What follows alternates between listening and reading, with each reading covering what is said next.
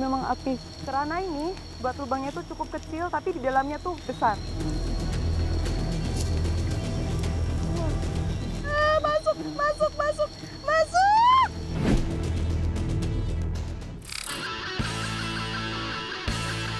Akhirnya dapet juga nih giant eel. Wah, ikan apa ini? Wah, gede banget. Spear fishing, dapat ikan yang gede banget, ikan Maori.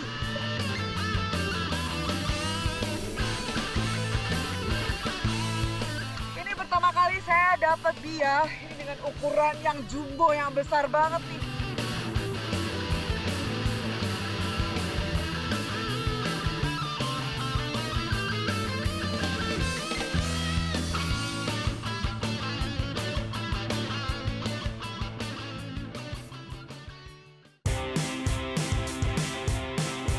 Dengan luas terumbu karang mencapai lebih dari 6.500 hektar, Kabupaten Maluku Tengah memiliki beragam biota laut. Termasuk belut raksasa yang bermulut besar dan bergigi tajam.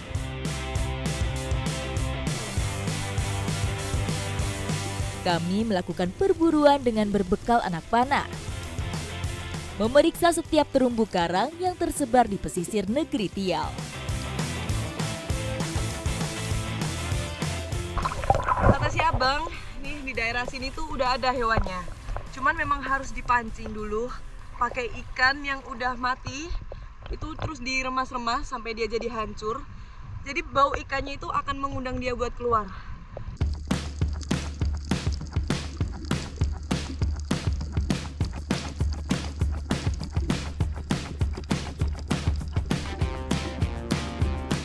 Akhirnya pencarian kami membuahkan hasil.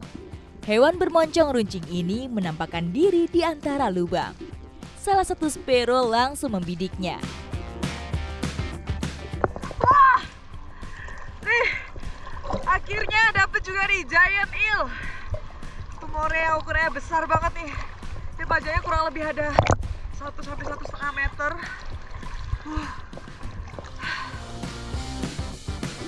Jenis giant moray eel ini dapat hidup di kedalaman 1 hingga 50 meter.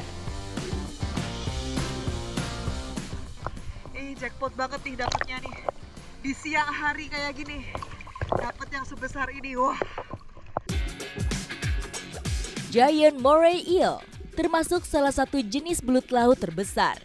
Pertumbuhannya tergolong lebih cepat dibandingkan jenis lainnya.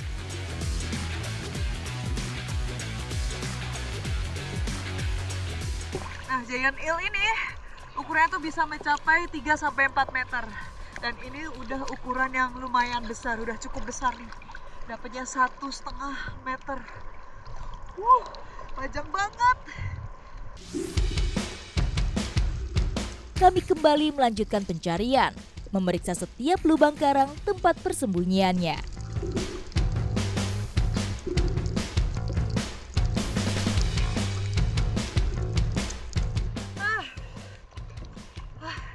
Akhirnya saya dapat juga nih, kecil. Bisa jadi nih anaknya nih. Nggak terlalu besar, tapi dia tadi lumayan susah juga. Karena tadi hampir nyerang-nyerang, waktunya masih bisa ditangkap. Bentuk tubuh belut laut yang pipih memanjang seperti ini memudahkannya kabur di antara celah-celah karang yang sempit. Nah, ini walaupun kecil-kecil kayak gini, ini giginya tuh banyak banget tuh. Dan ini sangat-sangat tajam. Ini kelihatan tuh gigi-gigi yang tajamnya. Dan ini selain bisa menyerang, bisa juga merobek kulit manusia. Jadi kalau ketemu sama moray, itu harus berhati-hati. Karena kalau dia terancam, dia bakal bisa ngejar kita, bakal bisa ngegigit. Satu persatu, kami berhasil mendapat tangkapan. Si Om kayaknya dapet tuh. Wah, dapat ikan apa Om? Ikan. Wah, ikan apa ini? Wah, gede banget. Spear fishing, dapat ikan yang gede banget, ikan Maori. Wah, berat banget. Wah, ini berat banget. Jadi ini memang masih keluarga kakap. Dapatnya di kedalaman berapa ini tadi, Om? Kedalaman berapa tadi? 6 meter. Dapatnya di kedalaman 6 meter. Ini jackpot banget nih bagi orang-orang yang spear fishing. Jadi biasanya dia bakal dapat ikan-ikan yang segede ini nih. Selain menjadi trofi bagi para pemanah, hasil tangkapan sebesar ini memiliki nilai jual yang tinggi. Ini karena arusnya sudah mulai kencang, jadi kita mau istirahat dulu sambil menikmati tepi pantai. Di tepi pantai kami beristirahat untuk mengembalikan tenaga sambil mengolah salah satu hasil tangkapan. Nah, ini more yang udah kita dapat, sudah dibersihkan dan selanjutnya mau kita eksekusi untuk dibakar.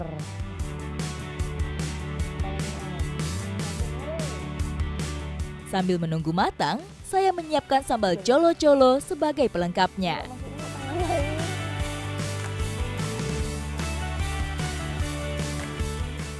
Ini morenya udah matang. Menggoda banget sih warnanya. Nih, kulitnya tuh juga crunchy-crunchy. Wah, Om, langsung aja kita makan, Om.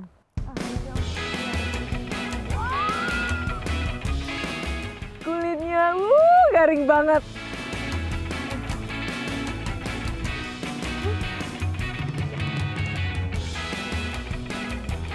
Ini belum pakai sambal. Enak banget, garing banget. Gurih. Jadi kayak rambak gitu. Cocok sudah ya. Di balik bentuknya yang menyeramkan, belut raksasa rasa dagingnya cukup lezat. Pulau Ambon ini memang semuanya tuh ada, mulai dari hasil alam sampai hasil laut pun yang ada lawan. Ikuti jejak saya, jejak petualang.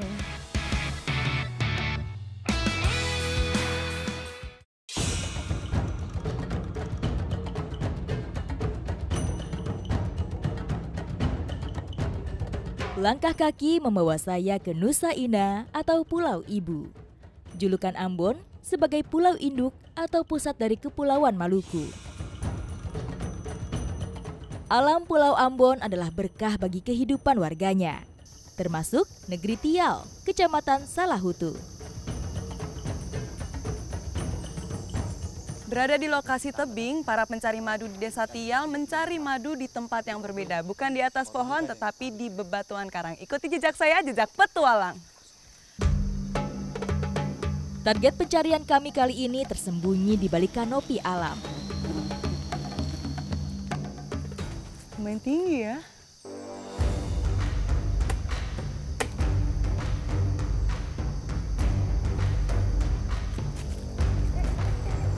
Di ketinggian 4 meter, serangga bersengat ini membangun sarangnya. Kita tadi membuat tangga sebagai alat bantu supaya bisa sampai. Sebenarnya ada akar di sini, cuman jangkauannya masih kurang dekat sama sarangnya.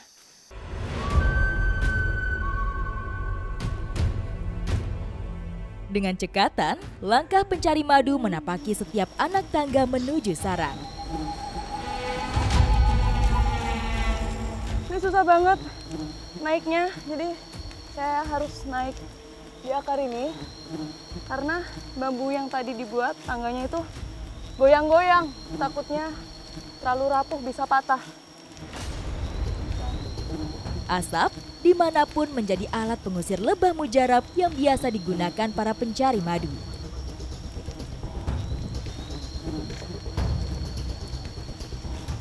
Nih, lebahnya tuh udah mulai keluar-keluar.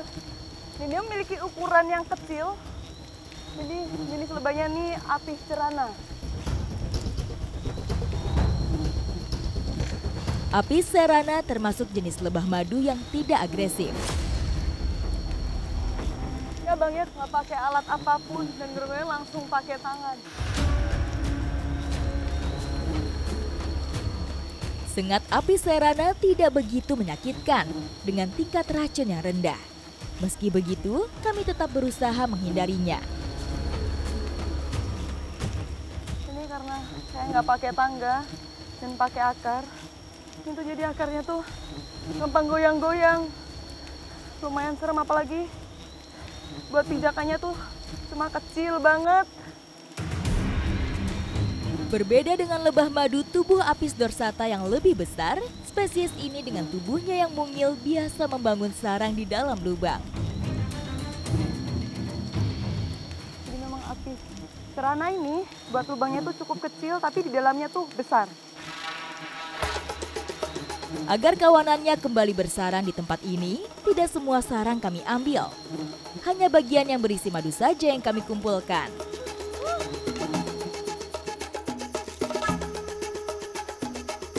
Dari lubang yang sekecil tadi tuh jadi sebanyak ini sarangnya. Wah, ini cukup banyak nih. Sampai nggak kuat nih, nggak muat nih. Madu Apis serana tidak sebanyak jenis madu lebah lainnya, karena ukuran koloninya yang jauh lebih sedikit. Nih, madunya tuh kelihatan banget melimpah sekali. Setiap jenis lebah menghasilkan madu dengan ciri khasnya masing-masing.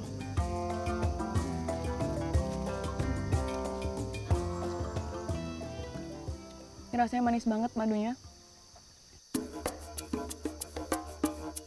Rasa dan kualitas madu dipengaruhi oleh jenis nektar yang dihisapnya. Setelah ini kita juga mau mengambil satu lagi yang akan kita panen.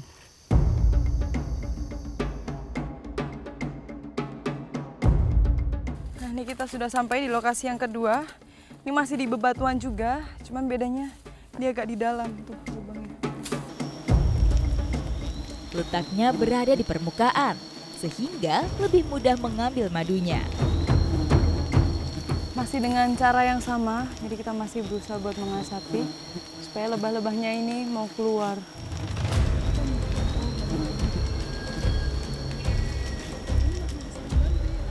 Ini tuh masih warnanya tuh masih kuning banget. Ini pertanda sarangnya tuh masih sarang yang masih baru. Belum cukup lama jadi dibuatnya.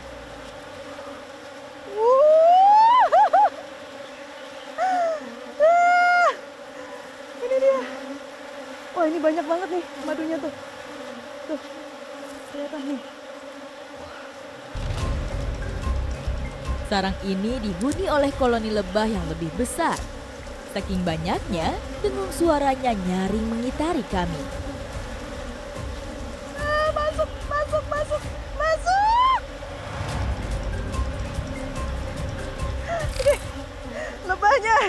lebahnya masuk. Lebahnya masuk semua. Kurang rapat ini jadinya. Aduh, duh. Mana? Ini aman ya Bang ya? Di dalam udah ada lebah-lebahnya. Semoga aman ya, masing-masing. Habis. Dari satu sarang hasilnya segini banyak nih. Wah. Abang, ini kita pinggirin kali ya? Oke.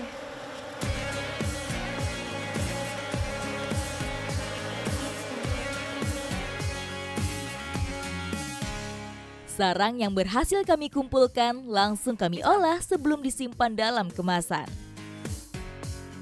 Iya, nggak pakai sarang 2 kali lagi berarti kalau kayak gini. Satisfying banget nih rasanya. Padahal cuma meres doang. Tuh, keluar madunya tuh sebanyak ini.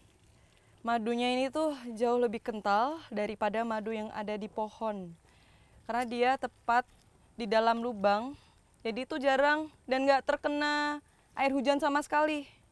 Dan biasanya tuh pengaruh banget. Mantap. Biasanya madu ini dijual dalam bentuk kemasan seperti ini. Ini lumayan banyak nih isinya. Walaupun kayaknya sih nggak bisa sampai full. Madu tidak dapat basi. Namun, jika disimpan dalam wadah selain kaca, gas di dalamnya akan menumpuk yang dapat merusak rasa.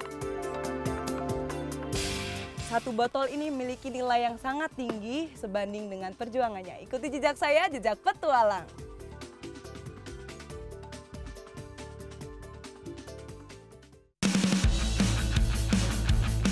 Nah, dia ini sangat bermanfaat untuk terumbu karang. Karena memang dia ini membantu terumbu karang dari hama-hama seperti bintang laut yang berduri.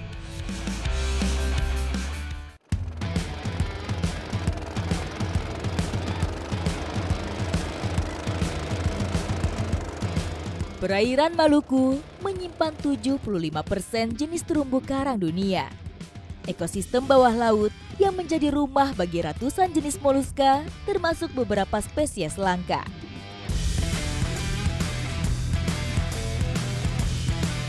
Ini sekarang saya sudah bersama dengan para pencari bia. Kita mau mencari, orang sini sebutnya lambis atau biasa disebut bia talang. Biasanya dia ada di daerah-daerah yang cukup dangkal. Tidak peduli waktu pasang atau surut, para pencari keong ini dengan berani menyelam untuk mencari hewan yang mereka buru. Ini dia bia talangnya atau lambis. Jadi dia tuh ada kayak tanduk-tanduknya. Cukup banyak, biasanya bisa sampai 10 jumlah tanduknya. Dan dia dalamnya tuh warnanya agak jingga, keoren-orenan gini. Siput laut adalah sumber pangan yang banyak digemari.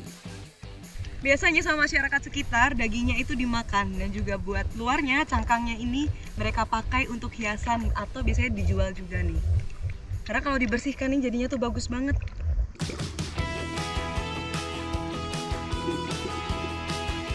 Tonjolan cangkang menjadi ciri khas lambis. Fungsinya untuk menggali pasir dan menjaga keseimbangan tubuh. Lambis ini biasanya hidup itu berada di bawah-bawah karang dan juga biasa di dekat-dekat lamun. Memang adanya di pasir putih dan ukurannya tuh bervariasi, bisa sampai 10 cm bahkan bisa sampai lebih. Nah, jadi memang caranya dia bergerak itu tuh seperti kaki, tapi bukan kaki, ini bagian dari badan dia juga tuh. Dengan kemahirannya, mereka tidak membutuhkan waktu lama untuk mengumpulkan siput laut yang dicari. Nah, biasanya lambis ini atau bia talang itu hidup di kedalaman 1-2 meter nih. Dan juga buat carinya itu bisa dibilang cukup mudah karena cukup snorkeling aja dia udah kelihatan. Hanya saja perlu sedikit teliti karena memang coraknya yang berbeda, mirip banget sama karang. Saat menyusuri dasar laut, perhatian saya tertuju pada siput berukuran besar di sekitar terumbu karang.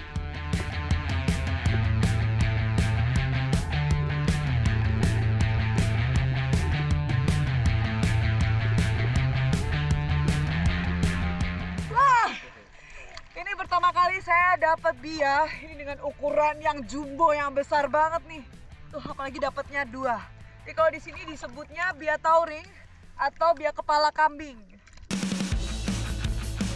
Memiliki cangkang besar berhias tanduk, siput laut ini disebut siput kepala kambing. Wah, ini lumayan berat banget nih. Apalagi yang satu nih yang besar banget nih. Dia ukurannya itu bisa sampai mencapai 25 cm lebih. Jadi masih termasuk sedang ya ini ya? Ya, itu baru masih termasuk sedang. Wah, ini masih termasuk sedang, apalagi yang besar ya.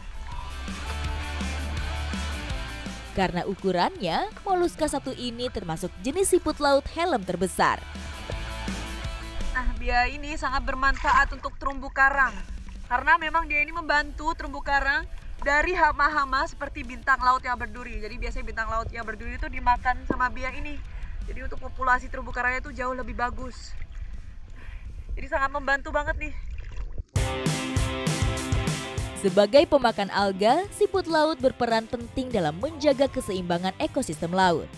Selain itu, keberadaannya yang terancam punah menjadi alasan kuat siput kepala kambing menjadi hewan yang dilindungi. Bia ini merupakan bia yang sudah dilindungi karena memang jarang ditemui dan sudah sangat langka. Karena biasanya diburu oleh manusia buat diambil dagingnya dan juga cangkangnya yang luar nih. Terancamnya hewan ini juga tidak terlepas dari pertumbuhannya yang cenderung lambat. Membutuhkan waktu bertahun-tahun untuk mencapai usia dewasa. Ini gimana Bang? Kita relokasi dulu? Kita bawanya ke tempat lebih dalam supaya lebih aman. Oh oke. Nah sekarang ini kita mau relokasikan bia kepala kambing ini ke tempat yang lebih aman supaya tidak diburu. Kami menuju tengah, mencari habitat yang tepat untuk melepaskan siput kepala kambing ini.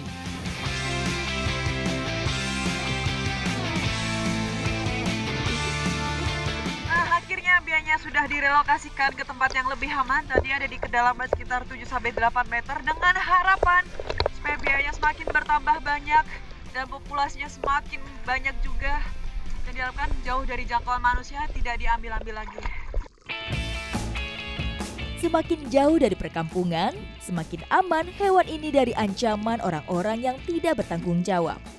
Maluku merupakan rumah bagi ratusan jenis siput. Apabila jenis moluska kepala kambing ini tidak dijaga, maka dia akan punah dari perairan Nusantara. Ikuti jejak saya, jejak petualang.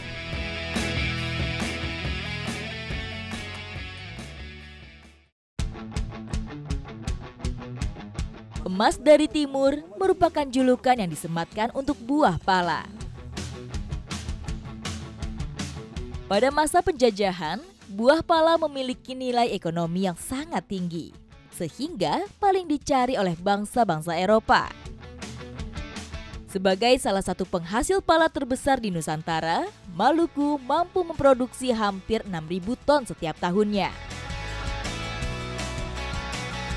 Pala merupakan rempah asli di Kepulauan Maluku yang terkenal hingga mancanegara. Setiap harinya, para petani desa tengah-tengah melakukan kegiatan panen rempah ini. Ikuti jejak saya, jejak petualang. Ribuan pohon pala tersebar di setiap penjuru Maluku Tengah, termasuk di negeri tengah-tengah. Akhirnya kita sudah sampai di pohon palanya. Dan ini usia pohonnya tuh ada sekitar kurang lebih 20 tahun.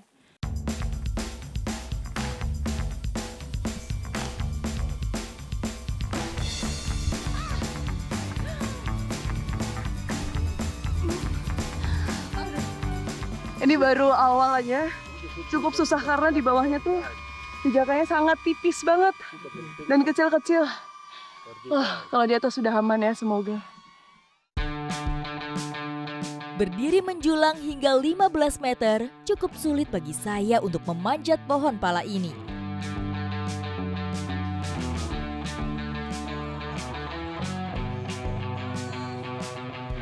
Nah, ini dia buah pala yang bagus tuh. Jadi, dia kalau bagus itu udah kayak pecah dan kelihatan dalamnya nih. Ini bisa dimakan buahnya ya? Bisa. Jadi yang kondisi yang udah pecah kayak gini, ini menandakan kalau dia tuh sudah bagus dan sudah tua buahnya. Hanya buah pala tua saja yang dipanen. Pada buah muda, rasanya belum terlalu kuat dan memiliki rasa simpan yang lebih singkat. Jadi untuk yang jauh-jauh, yang susah buat dijangkau pakai tangan tuh biasanya pakai guide-guide nih atau pengaitnya. Cukup gampang juga buat pakainya tuh, jadi tinggal dicantolin aja terus ditarik, udah jatuh sendiri nanti buahnya. Di sini, pala ditanam dengan sistem tumpang sari. Saat belum memasuki musim panen, petani dapat memanfaatkan tanaman lainnya. Nah biasanya untuk panen buah pala itu membutuhkan banyak orang. Jadi ada yang di atas buat ngambilin buahnya, dan yang di bawah itu ngambilin yang udah jatuh-jatuh. Yang sekarang ini saya mau turun buat ngambilin yang jatuh-jatuh, bantuin ibu. Saat panen raya, satu pohon pala bisa menghasilkan ratusan hingga ribuan butir buah.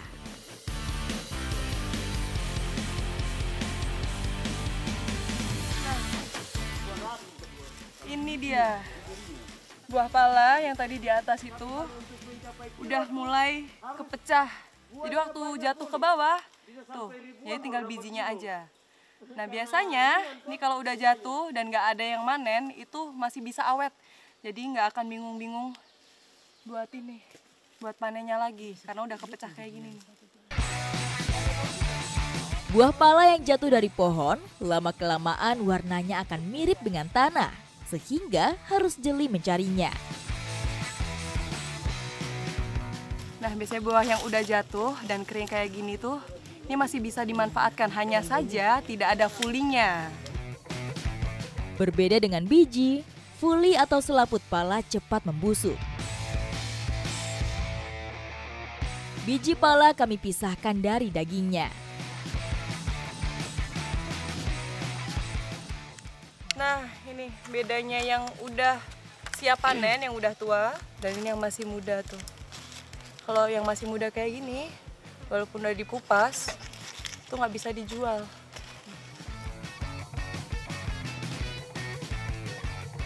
Nah, memang biasanya itu bijinya yang dijual, tapi sama masyarakat setempat, kulit buah ini biasanya dipakai juga untuk manisan atau dibuat rujak.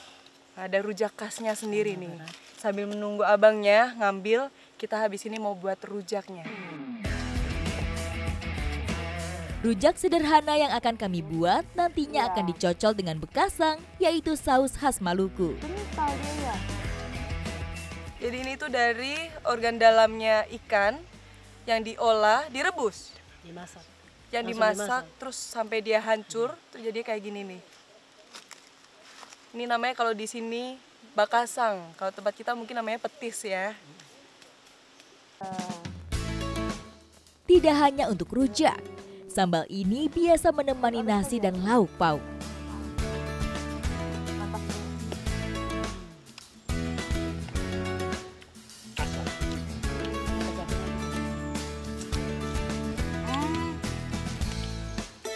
Jadi kalau cuma ngambil sedikit, bakasangnya ini tuh, dia asamnya lebih terasa. Tapi kalau waktu udah dicelup banget, agak sedikit hilang. Jadi lebih balance rasanya. Cuma rasanya tuh ada kayak ikan-ikan tenggirinya. Dan gak terlalu amis. Enak sih lama-lama. Setelah mengganjal perut, menikmati rujak khas Maluku ini, kami bergegas membawa biji pala kembali ke kampung.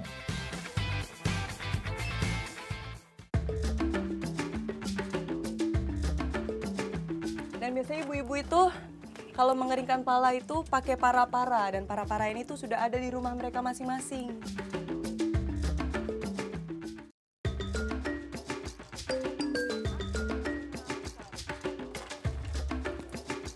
Untuk meningkatkan harga, biasanya pala ini dijual dengan kondisi yang kering. Dan biasanya ibu-ibu itu kalau mengeringkan pala itu pakai para-para, dan para-para ini tuh sudah ada di rumah mereka masing-masing. Jadi lebih mudah dan lebih efisien. Di setiap rumah warga di sini, para-para atau tempat mengeringkan bahan makanan hampir ada di setiap dapur. Keuntungan menggunakan para-para ini, jadi kalau musim hujan itu tidak akan terpengaruh. Jadi masih tetap bisa melakukan pengeringan palanya.